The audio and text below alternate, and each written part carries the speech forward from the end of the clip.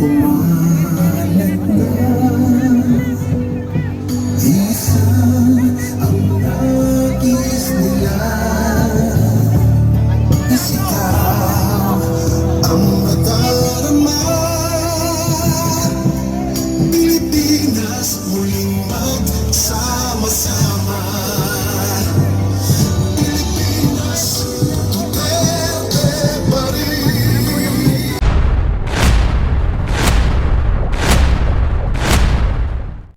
Ang tunay na nagmamahal sa atin.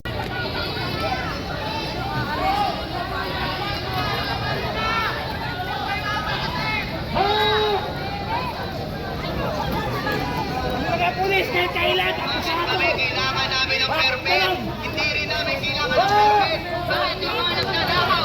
May permit pa sila. Di ba po na? naman tayo, sila rin matatagdagan ng sweldo. Partido sa kanila. Babasuyo po! Kailan akusado? Pulis! Pulis kayo! The fight! Let the fight public!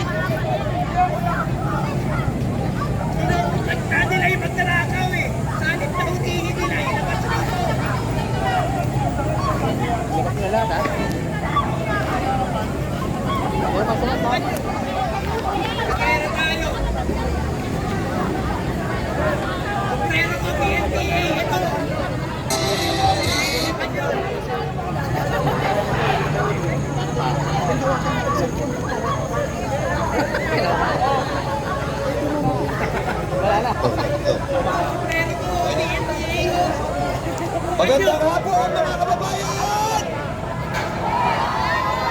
Bakit tayo nandito ngayon sa harapan ng Kongreso?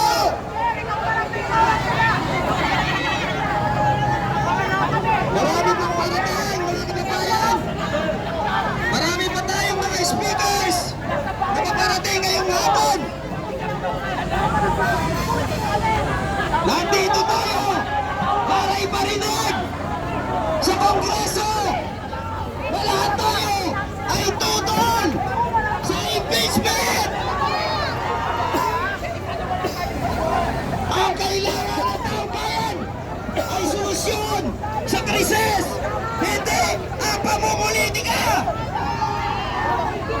Kaya mga kababayan, ngayong hapon na ito ay sama-sama tayo na magsama-sama sa nagkakaisang tinig hanggang matapos ang plenaryo.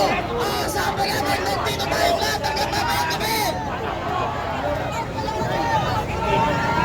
Sa ating mga tramang kapulisan, kami rin po sa aming anay ay nakikiusap. Dalawa ay pagbigyan ninyo ang malaya at demokratikong pagpapahayag nandito kami hindi upang manggulo. Nandito kami upang isigaw ang gusto ng mayoryang Pilipino na ayaw namin sa impeachment.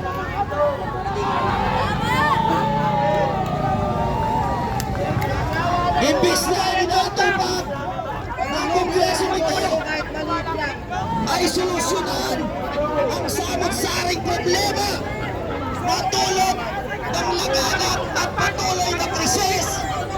Sila naman ay busy dyan sa impeachment na alam naman ng mayorya Pilipino na yan ay pangalaman ng mali-malitang nakaw mula sa taong bayan.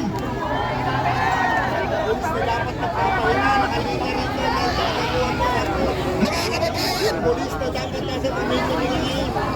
ngayong araw na ito ay ating masasaksihan muli ang pagkakaisa ng mayoryang Pilipino.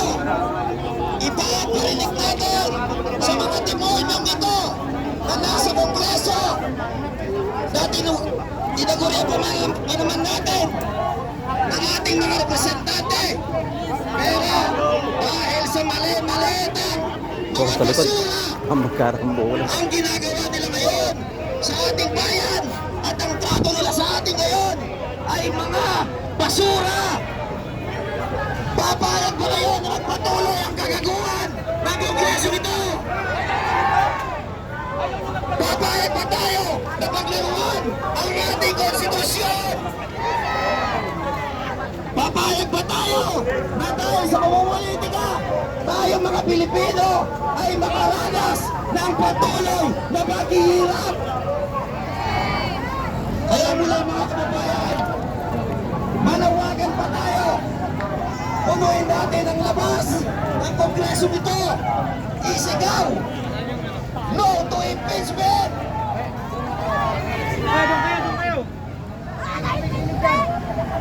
At kaya mga kababayan, ibibigay ko naman sa aking kasama para sa pagpapatuloy ng programa ngayong araw na ito.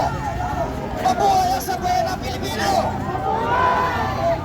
Okay, magandang hapon. Maraming salamat po kasamang Placido. At bago po ako magsalita, nais ko lang po magpasalamat sa lahat ng nagkakaisa mula kay Tatay Rani. Maraming salamat po tayo sa District 3 President ng PDP, Kuya Manny. And siyempre, Kapitana Pekson, Masada, Maisog, DRT, at DRS. Maraming salamat.